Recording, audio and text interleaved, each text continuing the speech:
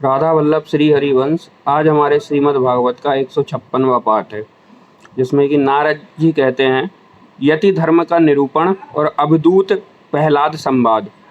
नारद जी कहते हैं, धर्मराज, यदि वानप्रस्थी में ब्रह्म विचार का सामर्थ्य हो तो शरीर के अतिरिक्त और सब कुछ छोड़कर वह संन्यास ले ले तथा किसी भी व्यक्ति, वस्तु, स्थान, समय की उपेक्षा न रखकर एक गांव में ही रात ठहरने का नियम लेकर पृथ्वी पर विचरण करे। यदि वह वस्त्र पहने तो केवल कौपीन, जिससे उसके गुप्त अंग ढक जाए, और जब तक कोई आपत्ति न आवे तब तक दंड तथा अपने आश्रम के चिन्हों के सिवा अपनी त्यागी हुई किसी भी वस्तु को ग्रहण न करे। सन्यासी को चाहिए कि वह समस्त प्राणियों का हितैषी हो, शांत रहे, भगवत परायण रहे और किसी का आश्रय न लेकर अपने आपस में ही रमे और अकेला ही विचरे। इस संपूर्ण विश्व को कार्य कारण से अतीत परमात्मा में अध्यस्त जाने और कार्य कारण रूप इस जगत में ब्रह्म स्वरूप अपने आत्मा को परिपूर्ण देखे। आत्मदर्शी सन्यासी सुषुप्ति और जागरण की संधि में अपने स्वरूप का अनुभव करे तथा बंधन और मोक्ष दोनों ही केवल माया है, वस्तुतः कुछ नहीं, ऐसा समझे। ना तो शरीर की अवश्य होने वाली मृत्यु का अभिनंदन करे और ना तो अनिश्चित जीवन का, केवल समस्त प्राणियों की उत्पत्ति और नाश के कारण काल की प्रतीक्षा करता रहे। असत्य अनात्म वस्तु का प्रतिपादन करने वाले शास्त्रों से प्रीति न रखे, अपने जीवन निर्वाह के लिए कोई जीविका ना करे, केवल वाद विवाद के लिए कोई तर्क ना करे और संसार में किसी का पक्ष ना ले, शिष्य मंडली ना जुटावे, बहुत से ग्रंथों का अभ्यास ना करे, व्याख्यान ना दे और बड़े बड़े कामों का आरंभ ना करे। शांत समदर्शी एवं महात्मा सन्यासी के लिए किसी आश्रम का बंधन धर्म का कारण नहीं है। वह अपने आश्रम के चिन्हों को धारण करे, चाहे छोड़ दे। आपके पास कोई आश्रम का चिन्ह ना हो परंतु वह आत्म अनुसंधान में मग्न हो तो अत्यंत विचारशील परंतु जान पड़े पागल और बालक की तरह। वह अत्यंत प्रतिभाशाली होने पर भी साधारण मनुष्यों की दृष्टि में ऐसा जान पड़े मानो कोई गूंगा हो। युधिष्ठिर, इस विषय में महात्मा लोग एक प्राचीन इतिहास का वर्णन करते हैं। वह है दत्तात्रेय मुनि और भक्तराज प्रहलाद का संवाद।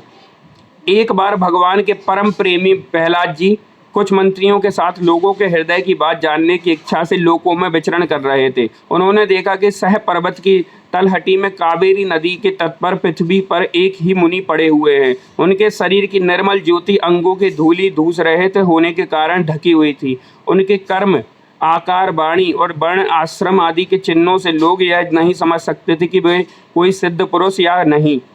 भगवान के परम प्रेमी भक्त प्रहलाद जी ने अपने सिर से उनके चरणों का स्पर्श करके प्रणाम किया और विधि पूर्वक उनकी पूजा करके जानने की इच्छा की कि यह प्रश्न किया, भगवान, आपका शरीर उद्योगी और भोगी पुरुषों के समान हुष्ट पुष्ट है। संसार का यह नियम है कि उपभोग करने वालों को धन मिलता है, धन वालों को ही भोग प्राप्त होता है और भोगियों का ही शरीर हष्ट पुष्ट होता है, और कोई दूसरा कारण तो हो नहीं सकता। भगवान, आप कोई अभोग तो नहीं करते, वो ही वहीं पड़े रहते हैं, इसलिए आपके पास धन है नहीं, फिर आपको भोग कहाँ से प्राप्त होंगे? ब्राह्मण देवता बिना भोग के ही आपका यह शरीर इतना हष्टपुष्ट कैसे है? यदि हमारे सुनने योग्य हो तो अवश्य बतलाइए। आप विद्वान हैं, समर्थ हैं और चतुर हैं, आपकी बातें बड़ी अद्भुत और प्रिय होती हैं। ऐसी अवस्था में आप सारे संसार को कर्म करते हुए देखकर भी स्वभाव से पड़े हुए हैं, इसका क्या कारण है?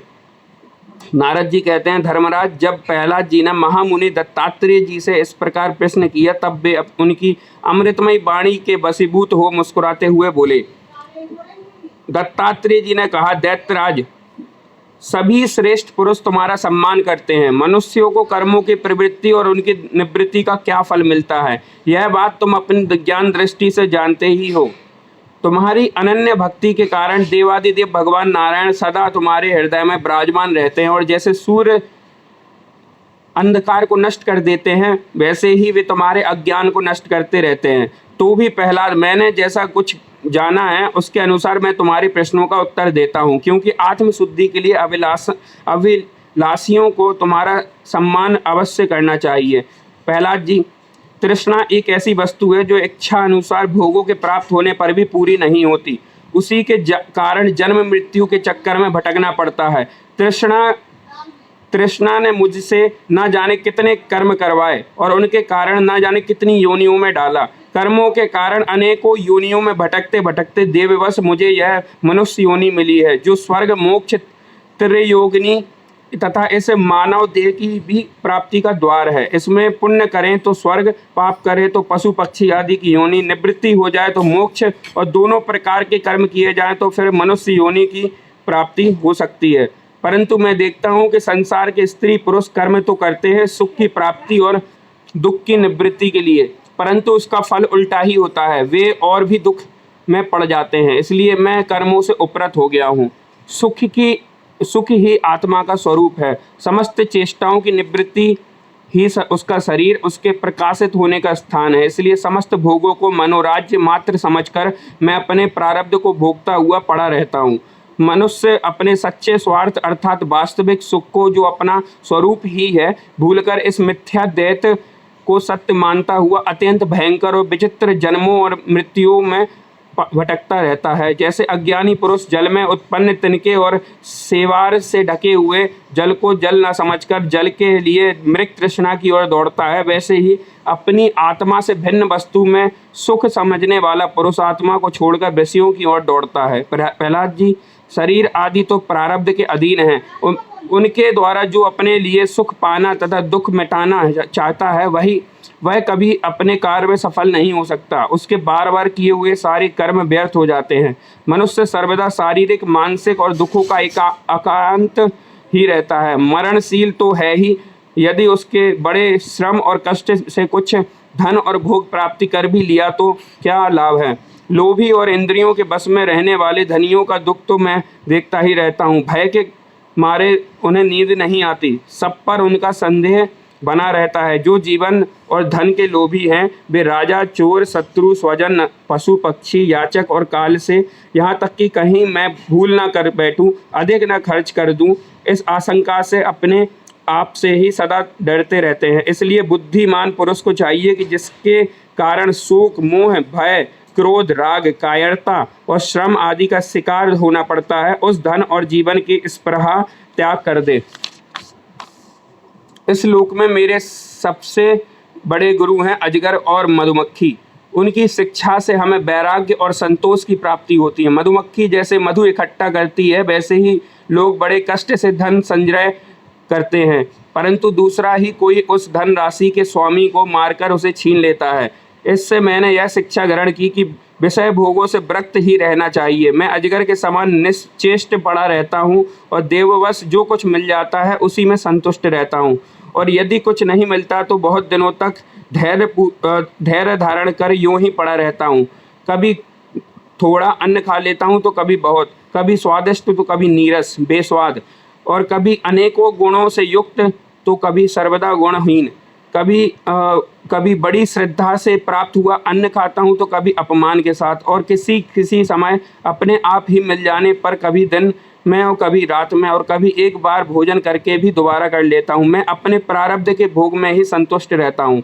इसलिए मुझे रेशमी या सूती मृगचर्म या चीर बस्सल या कुछ जैसा भी वस्त्र मिल जाए वैसा पहन लेता हूँ। कभी मैं पृथ्वी, घास, पत्ते, पत्थर या राख के ढेर पर ही पड़ा रहता हूँ तो कभी दूसरों की इच्छा से महलों में, पलंगों में, गद्दों पर सो लेता हूँ। दैत्यराज, कभी नहा धोकर शरीर में चंदन लगाकर सुंदर वस्त्र, फूलों के हार, गहने पहन रथ, हाथी और घोड़ों पर चढ़कर चलता हूँ तो कभी पिशाच के समान बिल्कुल नंग धड़ंग विचरता हूँ। मनुष्यों के स्वभाव भिन्न भिन्न होते ही हैं, अंततः ना तो मैं किसी की निंदा करता हूँ ना स्तुति ही। मैं केवल इनका परम कल्याण और परमात्मा में एकता चाहता हूँ। सत्य का अनुसंधान करने वाले मनुष्यों को चाहिए कि जो नाना प्रकार के पदार्थ और अनेक भेद विभेद मालूम पड़ रहे हैं उनको चित्त वृत्ति में हवन कर दें। चित्त वृत्ति को इन पदार्थों के संबंध में विविध भ्रम उत्पन्न करने वाले मन को सात्विक अहंकार में और सात्विक अहंकार को महतत्व के द्वारा माया में हवन कर दें। इस प्रकार ये सब भेद विभेद और उनका कारण माया ही है, ऐसा निश्चय करके फिर उस माया को आत्म अनुभूति में स्वाहा कर दे। इस प्रकार आत्म साक्षात्कार के द्वारा आत्म स्वरूप में स्थित होकर निष्क्रिय एवं उपरत हो जाए। प्रहलाद जी, मेरी यह आत्मकथा अत्यंत गुप्त एवं लोक और शास्त्र के परे की वस्तु है।